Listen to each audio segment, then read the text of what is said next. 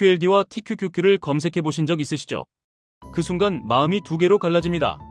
한쪽은 제발 이번엔 인생이 좀 바뀌었으면 하는 마음이고, 다른 한쪽은 이거 잘못하면 망하는 거 아닌가 하는 공포입니다. 그 공포는 되게 현실적입니다. 대출이자, 아이 학원비, 카드값, 전세와 집값, 월급은 들어오는데 통장은 늘 제자리인 느낌. 그래서 사람은 결국 같은 단어로 끌립니다. 노후 준비 끝, 평생 월 1000만원. 그런데 저는 오늘 그 문장부터 뒤집고 시작하겠습니다. 평생 월 1000만원. 이 말이 가장 달콤하고 가장 위험합니다. 달콤해서 클릭하게 만들고, 위험해서 계좌를 망가뜨릴 수 있으니까요.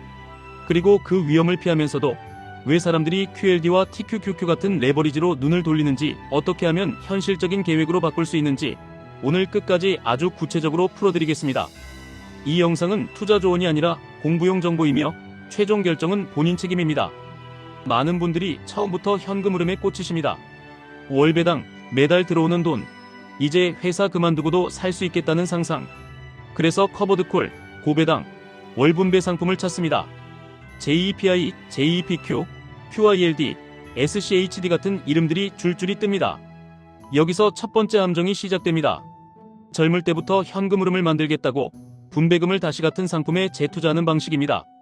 겉으로는 복리처럼 보이는데 실제로는 상승 여력을 잘라먹거나 분배 구조 때문에 기대 수익이 낮아질 수 있고, 분배금의 성격이 배당만이 아니라 옵션 프리미엄, 그리고 경우에 따라 원금 환급 성격이 섞일 수도 있습니다. 결국 내가 원하는 건 자산이 커지는 것인데 자산이 커지는 힘을 스스로 제한해버리는 꼴이 됩니다. 현금 흐름이 꼭 필요해서 쓰는 분에게는 의미가 있습니다. 하지만 아직 월급이 있고 앞으로 10년, 20년 일할 시간이 있고 노후 자산을 키워야 하는 분에게는 순서가 바뀐 경우가 많습니다. 순서가 왜 중요하냐면요. 노후는 월 얼마가 들어오느냐 싸움이 아니라 원금이 얼마나 크냐 싸움인 경우가 훨씬 많기 때문입니다. 원금이 작으면 아무리 배당률이 높아도 생활이 바뀌지 않습니다. 예를 들어 3% 배당으로 1년에 300만원 받으려면 원금이 1억 원입니다. 한 달로 나누면 25만원 수준입니다. 그럼 월 1000만원은 어떨까요? 월 1000만원은 1년에 1억 2천만원입니다. 전통적으로 많이 말하는 4% 인출 기준으로 계산하면 1억 2천만원을 4%로 뽑으려면 원금이 30억 원이 필요합니다. 여기서 멘탈이 무너집니다. 나는 월급쟁이인데 30억을 언제 만드나? 그래서 다시 더 자극적인 해답을 찾습니다. 레버리지, 단 10년, 평생 월 1000만원. 여기서 두 번째 함정이 시작됩니다. 10년 만에 월 1000만원이 나오는 마법 같은 구조는 거의 없습니다. 가능하려면 조건이 붙습니다. 원금이 충분히 크거나, 수익률이 아주 높거나, 둘 다이거나, 아니면 인출이 지속 가능하지 않거나. 그래서 오늘은 조건을 숨기지 않고 전부 까고 대신 그 조건을 현실적인 규칙으로 바꿔드리겠습니다. 먼저 QLD와 TQQQ를 딱 한 문장으로 정리합니다. QLD는 나스닥 100 지수를 2배로 따라가고 TQQQ는 3배로 따라갑니다. 수익이 3배가 될 수 있는 만큼 하락도 3배가 될 수 있고, 변동성이 커지면 장기적으로 경로에 따라 결과가 크게 달라집니다. 특히 TQQQ는 고점 대비 80% 이상 빠질 수도 있습니다. 이 숫자를 머리로는 알지만 내 돈으로 맞으면 다릅니다. 1억 원이 80% 빠지면 2천만 원이 됩니다. 다시 1억 원으로 돌아오려면 2천만 원이 5배가 되어야 합니다. 즉 400% 수익이 필요합니다. 여기서 대부분이 포기합니다. 포기한 사람이 레버리지는 사기다, 장기 투자하면 망한다, 이렇게 결론을 내립니다. 하지만 끝까지 버틴 사람은 다른 결론을 냅니다. 문제는 상품이 아니라 들어가는 방식과 버티는 구조입니다. 제가 오늘 제일 강조할 것은 딱 하나입니다. 레버리지는 종목이 아니라 시스템으로 합니다. 감정으로 하면 언젠가 반드시 무너집니다. 그럼 시스템을 어떻게 만들까요? 핵심은 두 가지입니다. 첫째, 내 인생을 망치지 않는 현금 완충 장치를 먼저 만든다. 둘째, 가격이 아니라 규칙으로 사고 규칙으로 판다. 현금 완충 장치부터 말씀드리겠습니다. 레버리지를 하시는 분들 중에 계좌가 무너지는 가장 흔한 이유는 하락장이 왔을 때 돈이 필요해져서 팔기 때문입니다. 주가가 빠져서 파는 게 아니라 생활이 흔들려서 파는 겁니다. 그래서 레버리지 계좌에 들어가기 전에 최소 3개월, 가능하면 6개월 생활비는 현금성으로 분리해 두셔야 합니다. 이게 없으면 언젠가 한 번은 반드시 강제청산 같은 매도를 하게 됩니다. 그 한 번이 계좌의 미래를 통째로 바꿉니다. 이제 매수 규칙입니다. 여기서부터 QLD와 TQQQ를 현실적인 도구로 쓰는 방법이 나옵니다.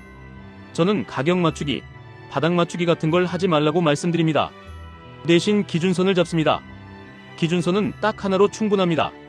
나스닥 100의 대표 지수인 QQQ의 20일 이동평균선입니다. 중요한 건 레버리지 상품 차트의 21선이 아니라 기초자산인 QQQ의 21선을 기준으로 삼는 것입니다.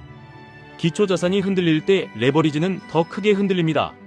그러니 기준을 기초자산에 두는 게 사고를 줄입니다. 매수는 이렇게 합니다. QQQ가 21선 위에 있을 때는 공격적으로 몰빵하지 않습니다. 그냥 적립만 하거나 아주 작은 비중으로만 모읍니다. QQQ가 21선 아래로 내려오면 그때부터 분할 매수를 시작합니다. 분할은 최소 4번으로 나누세요. 첫 번째는 21선 아래로 내려온 날, 두 번째는 그 상태에서 추가 하락이 나와서 심리가 더 흔들릴 때, 세 번째는 뉴스가 더 나빠지고 주변에서 주식 그만하라는 말이 들릴 때, 네 번째는 계좌가 빨갛고 나만 바보 같을 때. 이렇게 말하면 감정 같지만 실제로는 숫자로 정리해야 합니다. 숫자로 정리해 보겠습니다. 예를 들어 매달 100만원을 투자하시는 분이라면 평소에는 QLD 70만원, 현금성 30만원 정도로 쌌습니다. QQQ가 21선 아래로 내려오면 그달은 QLD 50만원, TQQQ 50만원처럼 공격 비중을 조금 섞습니다. 그리고 그 다음 주에 더 내려가면 현금성으로 쌓아둔 돈에서 추가로 50만원을 꺼내서 TQQQ를 한 번 더 삽니다. 더 내려가면 또 50만원을 꺼냅니다. 이때 중요한 건 현금성 잔고를 0으로 만들지 않는 겁니다. 현금이 0이 되는 순간 마음이 0이 됩니다. 마음이 0이 되면 규칙이 무너지고 규칙이 무너지면 레버리지는 칼날이 됩니다. 여기서 많은 분들이 묻습니다. 그럼 언제 파나요? 여기서 세 번째 함정이 나옵니다. 레버리지로 돈 벌려면 무조건 장기 보유라고 믿는 분들 또는 무조건 단타라고 믿는 분들, 둘 다 위험합니다. 정답은 목표에 따라 다릅니다. 노후 자산을 만드는 목적이라면 저는 단 하나를 추천드립니다. 밸류 리밸런싱, 그리고 인출식으로 전환하는 방식입니다. 말이 어려우니 그림처럼 설명하겠습니다. 내 계좌에는 두 통이 있습니다. 하나는 레버리지 통, 하나는 현금 통입니다.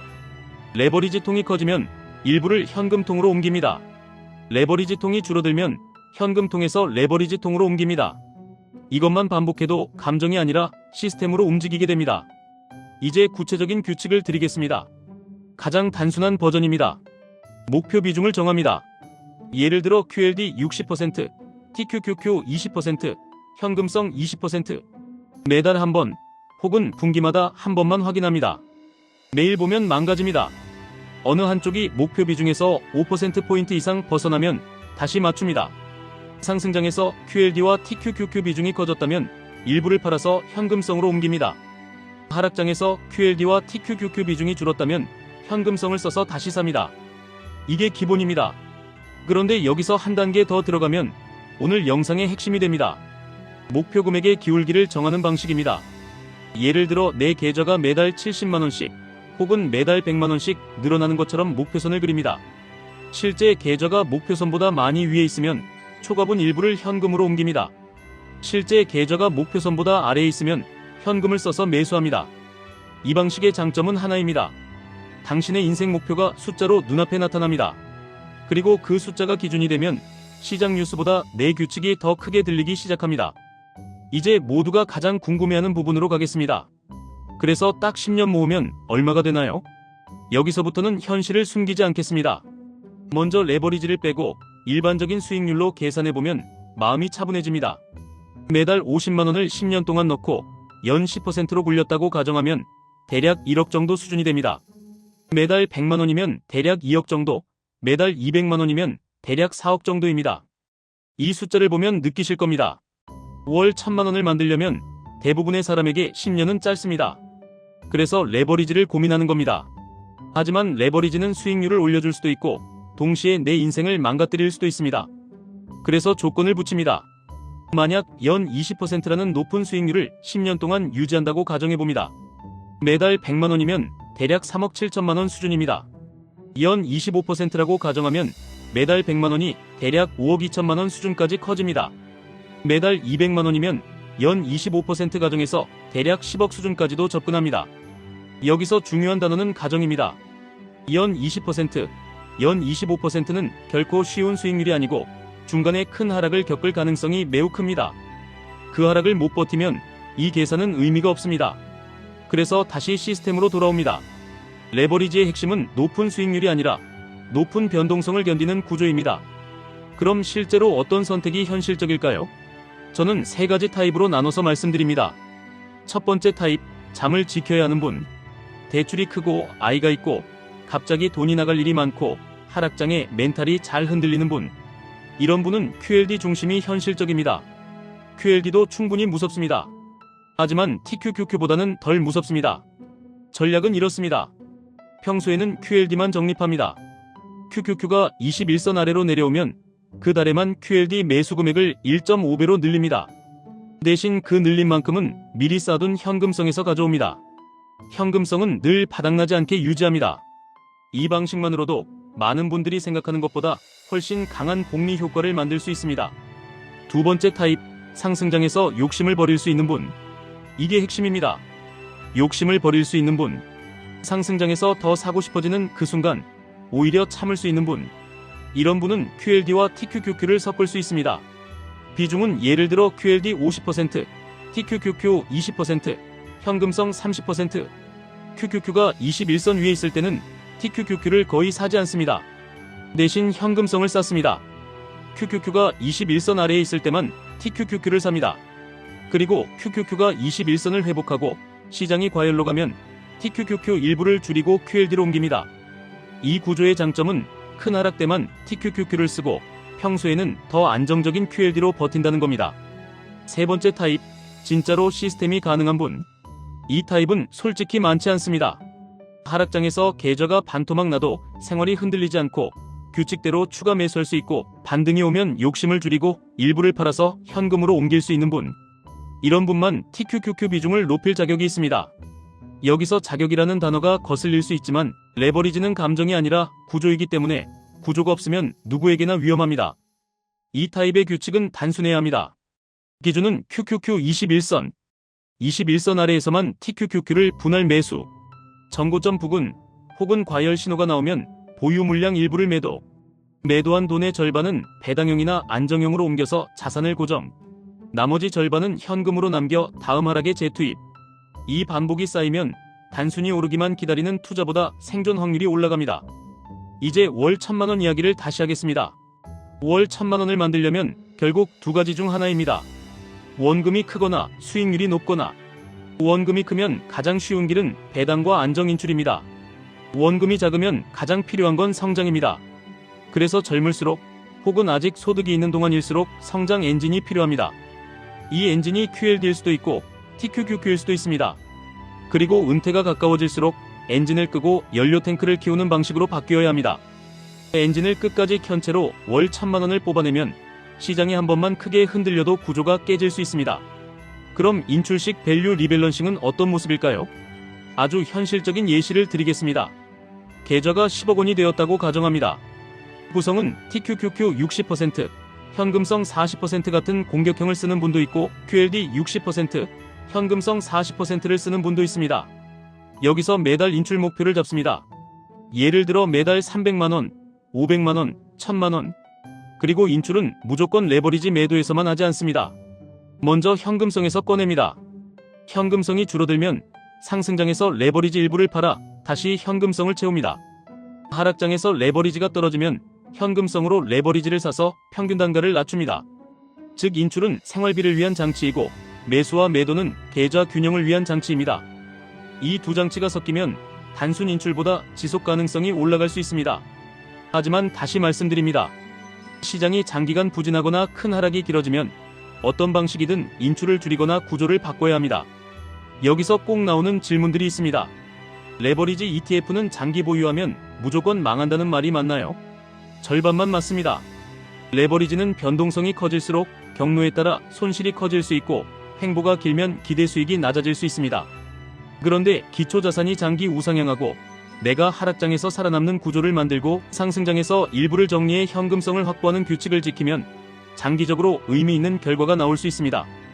핵심은 무조건 장기 보유가 아니라 무조건 생존입니다. 또 묻습니다. QLD면 충분하지 않나요? 충분한 분들이 많습니다. QLD는 생각보다 강합니다. 그리고 무엇보다 지속 가능성이 높습니다. 중간에 포기하지 않는 게 제일 큰 수익률입니다. QLD로 10년을 버틸 수 있는 사람이 TQQQ로도 규칙을 만들 수 있습니다. 반대로 TQQQ로 큰 수익을 꿈꾸다가 2년 만에 꺾이면 그건 수익률 게임이 아니라 인생 게임에서 진 겁니다. 또 묻습니다. 그럼 지금이 고점이면 어떡하나요? 고점인지 저점인지 맞추려는 순간 투자자는 점점 도박사가 됩니다. 대신 조건을 만드세요. QQQ 21선 위에서는 적립만, QQQ 21선 아래에서는 분할 매수. 이것만으로도 고점 공포가 줄고 저점 공포가 줄어듭니다. 또 묻습니다. 내가 감당할 수 있는지 어떻게 아나요? 5가지만 체크해보세요. 계좌가 반토막 나도 당장 생활이 유지되는지, 하락장에서 추가 매수할 현금이 있는지, 상승장에서 일부를 팔 수 있는지, 더 오를 것 같아도 팔 수 있는지, 하루에 계좌를 몇 번이나 보게 되는지. 자꾸 본다면 레버리지는 독이 됩니다. 주변 사람이 비웃어도 규칙을 지킬 수 있는지. 하락장은 반드시 조롱과 외로움을 데리고 옵니다. 이 5가지 중 2개라도 흔들리면 TQQQ 비중은 낮추고 QLD 중심으로 가는 게 맞습니다. 마지막으로 오늘 영상의 결론을 드리겠습니다. 평생 월 1000만원이라는 문장을 그대로 믿는 순간 당신은 누군가의 썸네일이 됩니다. 하지만 그 문장을 목표로 바꾸고 조건을 규칙으로 바꾸면 당신의 계좌는 시스템이 됩니다. QLD와 TQQQ는 마법이 아닙니다. 다만 인생을 바꾸고 싶어하는 사람이 시간을 단축하고 싶어서 손에 쥐는 도구입니다. 도구는 강력할수록 사용법이 필요합니다. 현금 완충장치, 기초자산 기준선, 분할 매수, 분할 매도, 밸류 리밸런싱, 그리고 은퇴가 가까워질수록 안정자산으로 옮기는 순서. 이 순서만 지켜도 적어도 한 가지는 달라집니다. 투자가 내 감정을 흔드는 게 아니라 내가 투자 구조를 흔들게 됩니다. 다음 영상에서는 실제로 월 50만원, 월 100만원, 월 200만원, 투자자 기준으로 QLD 중심, 혼합형, TQQQ 공격형 3가지 포트폴리오를 놓고 10년 동안 어떤 구간에서 얼마를 사고 어떤 구간에서 얼마를 팔지 아주 구체적인 매수 매도 시나리오를 더 촘촘하게 보여드리겠습니다. 오늘은 여기까지 하겠습니다.